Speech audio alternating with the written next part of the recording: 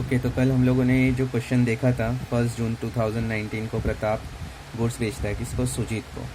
तो हम लोग ने पहली एंट्री लिखा था Sujit account debit to sales account, और इसने खरीदा तो इसने लिखा purchase account debit to Pratap account. और फिर इसी क्वेश्चन में हम लोग ने देखा कि सुजीत ने एक बिल एक्सेप्ट किया, बिल ड्रॉ किया था प्रताप ने, जिसने एक्सेप्ट किया उसकी भी एंट्री हम लोग ने डाले थे, बिल रिसीवेबल टू सुजीत, और यहाँ लिखा है प्रताप टू बिल्स पेबल। ये मैं एक्सप्लेन कर चुका हूँ। और लास्ट की एंट्री में तुम लोग ने देखा होगा, वो मैंने कहाँ से लिया था लास्ट की एंट्री, ये ए वाला जो है, ए में क्या लिखा है, bill is honoured on the due date. Bill honour होगा तो पैसे मिलेंगे, ए तो पैसे आएंगे किसके पास आए, प्रताप के पास। तो प्रताप ने लिखा कैश आया, कैश ऑब्लिक बैंक इसलिए लिखते या तो उसने कैश में दिया होगा या तो चेक से।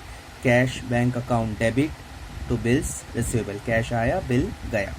और यहाँ पर उसका ऑपोजिट, इसके पास बिल आया और कैश गया, क्रेडिट व्हाट गोज आउट। ये इसकी एंट्री थी किसकी, जिसमें बिल ओनर्ड हुआ था ड्यू डेट पर। आज जो हम लोग देख रहे हैं ये ए वाला नहीं करेंगे। अब ये क्वेश्चन यहाँ से लेके यहाँ तक के जैसे एग्ज़ाम में आता है, ये स्टेप रह सकता है बिल इज़ ओनर्ड, या और लिखा है इसका मतलब मैंने और लिखा है, इसका मतलब है या तो ये रहेगा क्वेश्चन में, या तो ये लाइन हटा के ये रहेगा बिल इज़ डिसऑनर्ड, या तो ओनर होगा या तो डिसऑनर्ड। अब डिसऑनर्ड का मतलब क्या तुम लोग को बता चुका हूँ मैंने, जब ड्यू डेट पे पैसे नहीं मिलते उसको डिसऑनर्ड कहते हैं। तो ड्यू डेट पे पैसे नहीं मिलेंगे, यहाँ पर ओनर हुआ था तो ड्यू डेट पे क्या हुआ था, पैसे आए थे तो हम लोग ने पैसे को डेबिट किया, प्रताप को पैसे मिले, कैश बैंक अकाउंट डेबिट।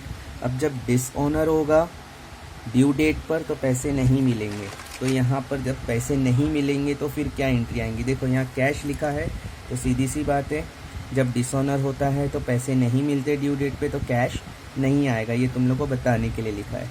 यहाँ पर जस्ट देखो, यहाँ पर कैश डेबिट हुआ था, अब यहाँ पर देखो ड्यू डेट के दिन कैश नहीं आया, डिसऑनर हुआ, तो कैश हटाना है, और जिसने पैसा नहीं दिया, किसने नहीं दिया, सुजीत ने। तो खाली बस इतना याद रखना, ये एंट्री में कैश हटाकर सुजीत का नाम लिखना, बाकी पूरी एंट्री सेम रहेगी।